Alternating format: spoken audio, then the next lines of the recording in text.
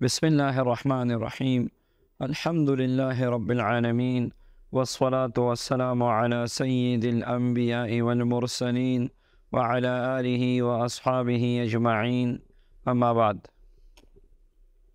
صلاة التسبیح اور مبارک نماز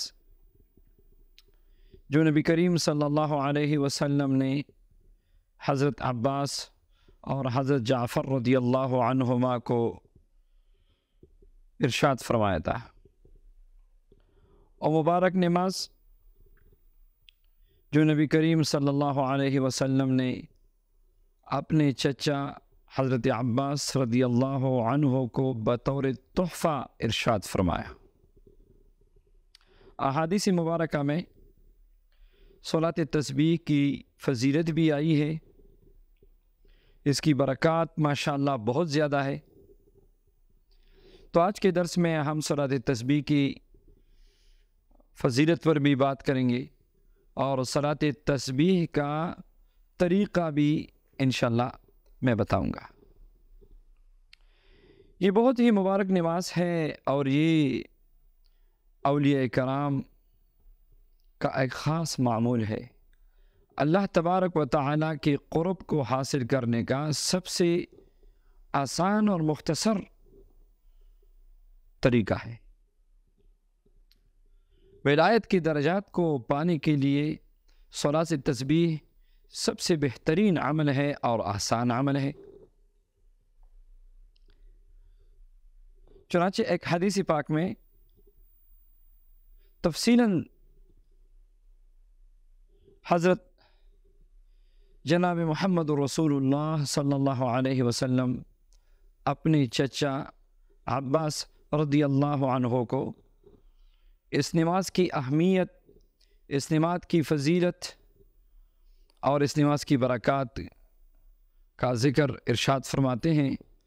تو فرمایا اپنے چچا عباس رضی اللہ عنہ کو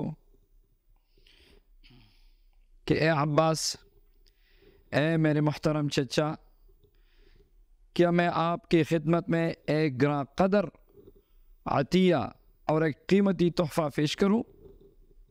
کیا آپ کو خاص بات بتاؤں؟ کیا میں آپ کے 10 کام اور آپ کے 10 خدمتیں کروں؟ اللہ اکبر! جس سے آپ کو 10 عظیم الشان منفعت حاصل ہو۔ اور ایسا مبارک عمل ہے کہ جب آپ اس کو کریں گے تو اللہ تعالیٰ آپ کے ساری گناہ معاف فرما دیں گے،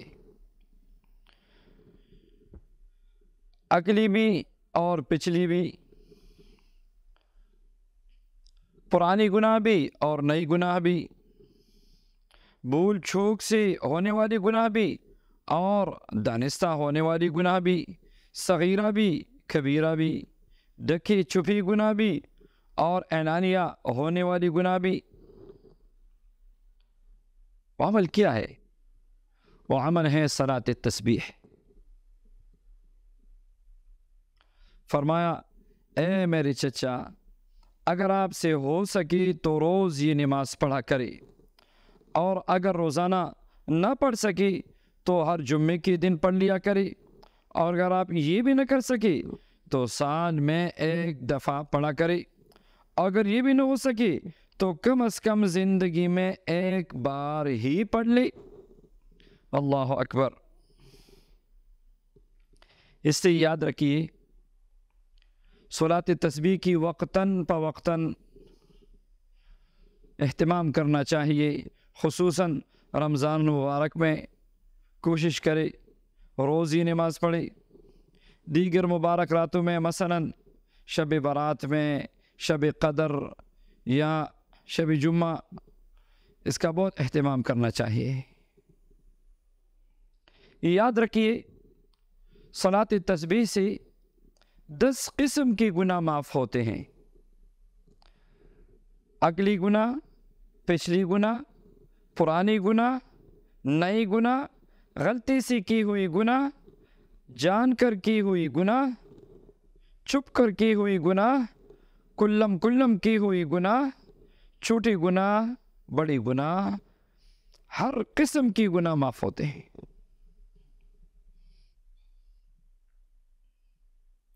یاد رکھیے صرف یہ فضیلت نہیں، اس کے علاوہ بھی احادیث مبارکہ میں کئی فضیلتوں کا ذکر ہے۔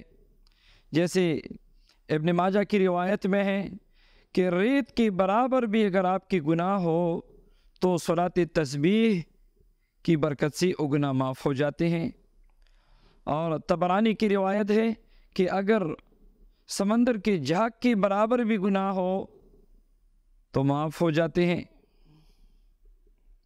مصنف عبد الرزاق میں ہے کہ اگر آسمان کے ستاروں کے برابر بھی گناہ ہو تو معاف ہو جائیں گے، اور بارش کے قطروں کے برابر یا اس سے بھی زیادہ گناہ ہو تب بھی اللہ تعالیٰ معاف فرمائیں گے۔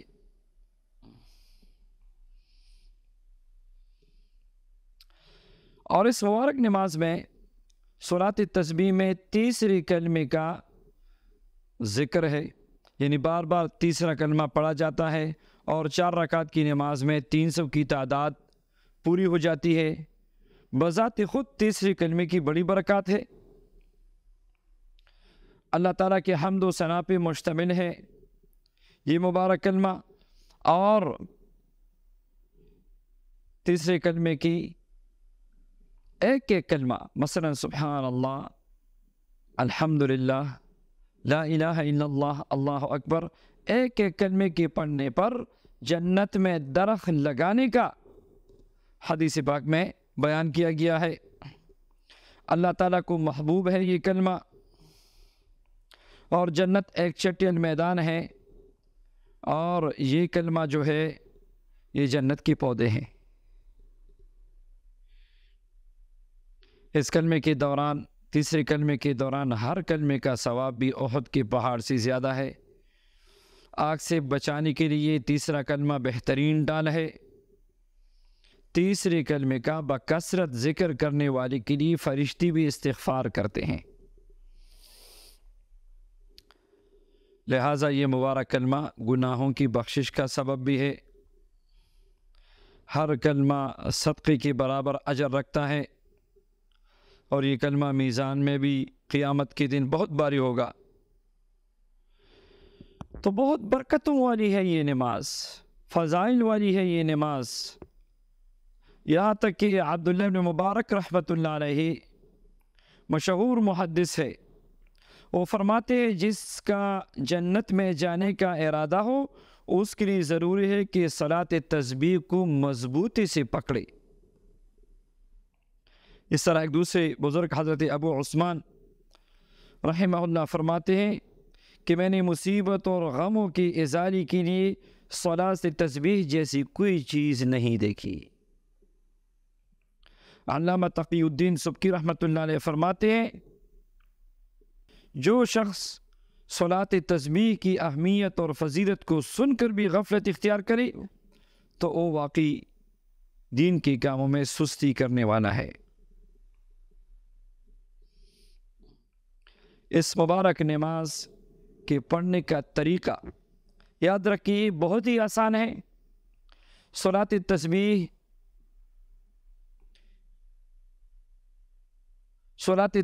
بہت ہی آسان ہے۔ جن اوقات میں آپ نماز پڑھ سکتے ہیں نفل نماز، ان اوقات میں صلاۃ تسبیح بھی پڑھ سکتے ہیں۔ جیسے آپ نے فجر کی اذان ہوئی تو صرف سنتیں پڑھ سکتے ہیں، اور اشراق تک کوئی اور نماز نہیں پڑھ سکتے۔ عصر کی نماز کے بعد غروب آفتاب تک کوئی نماز نہیں پڑھ سکتے، زوال کے وقت نہیں پڑھ سکتے۔ باقی اس کے علاوہ ان تینوں اوقات کے علاوہ کسی بھی وقت بھی آپ صلاۃ تسبیح پڑھ سکتے ہیں، رات کو دن کو کسی بھی وقت پڑھ سکتے ہیں۔ پڑھنے کا طریقہ یہ ہے کہ وضو کرے اور 4 رکعت صلاۃ تسبیح کی نیت باندھے۔ یہ نفل نماز ہے، یاد رکھیے۔ پہلی رکعت میں سبحانک اللہم وبحمدک وتبارک اسمک وتعالی جدک ولا الہ غیرک، یہاں تک آپ نے پڑھا۔ ثنا پڑھنے کے بعد 15 مرتبہ تیسری کلمے کا ورد کیجئے، سبحان اللہ والحمد للہ ولا الہ الا اللہ واللہ اکبر۔ اور گننے کی ترتیب یہ ہے کہ آپ نے نیت باندھی ہے تو اپنی انگلیوں کو آہستہ آہستہ دباتے جائیں۔ 15 کی تعداد آپ کی پوری ہو گئی۔ اعوذ باللہ من الشیطان الرجیم، بسم اللہ الرحمن الرحیم پڑھ کر سورہ فاتحہ شروع کیجیے۔ جب آپ نے سورہ فاتحہ پوری پڑھی، اس کے بعد دوسری کوئی بھی سورت قرآن پاک کی ملا کے پڑھے۔ مثلا آپ نے سورہ فیل پڑھی تو سورہ فیل پڑھنے کے بعد آپ رکوع میں جانے سے پہلے پھر 10 مرتبہ تیسری کلمے کا ورد کیجیے، سبحان اللہ والحمد للہ ولا الہ الا اللہ واللہ اکبر۔ یہ 25 مرتبہ ہو گیا۔ پھر اللہ اکبر، رکوع میں جائے، سبحان ربی العظیم، سبحان ربی العظیم 3 مرتبہ پڑھ کے رکوع کی حالت میں 10 مرتبہ پھر تیسرے کلمے کا ورد کیجیے۔ یہ 35 مرتبہ ہو گیا۔ جب آپ نے 10 مرتبہ پڑھا، سمع اللہ لمن حمیدہ ربنا لک الحمد، تو آپ نے قومہ میں 10 مرتبہ پھر اس مبارک کلمے کا ورد کرے، تو یہ 45 ہو گیا۔ تعداد 45 ہو گئی۔ اب اللہ اکبر پہلے سجدے میں جائے، سبحان ربی الاعلیٰ 3 مرتبہ پڑھ کے بحالت سجدہ 10 مرتبہ تیسری کلمے کا ورد کیجئے۔ یہ 55 ہو گیا۔ پھر پہلے سجدے سے جب آپ اٹھ جائیں، جلسہ جس کو کہتے ہیں، تو جلسے میں بھی 10 مرتبہ تیسرا کلمہ پڑھ لیجئے۔ یہ ہو گیا 65۔ اور دوسری سجدے میں جا کے سبحان ربی الاعلیٰ 3 مرتبہ پڑھ کے پھر تیسرے کلمے کا ورد کیجئے۔ یہ ہو گیا 75۔ اب دوسری سجدے کے بعد اللہ اکبر پڑھ کے آپ تکبیر پڑھ کے کھڑے ہو جائیں، اور یہی تیسرا کلمہ 15 مرتبہ پڑھ لیجئے، اور پھر سورہ فاتحہ اور سورت کے بعد 10 مرتبہ پڑھ لیجئے۔ اسی ترتیب سے ہر رکعت میں 75 مرتبہ اور چاروں رکعتوں میں 300 کی تعداد آپ کی پوری ہو جائے گی۔ صلاۃ تسبیح پڑھ کے اللہ کا بھی شکر ادا کرے کہ اتنی بڑی سعادت اللہ نے نصیب فرمائی، اور صلاۃ تسبیح پڑھنے کے بعد دعا بھی قبول ہوتی ہے۔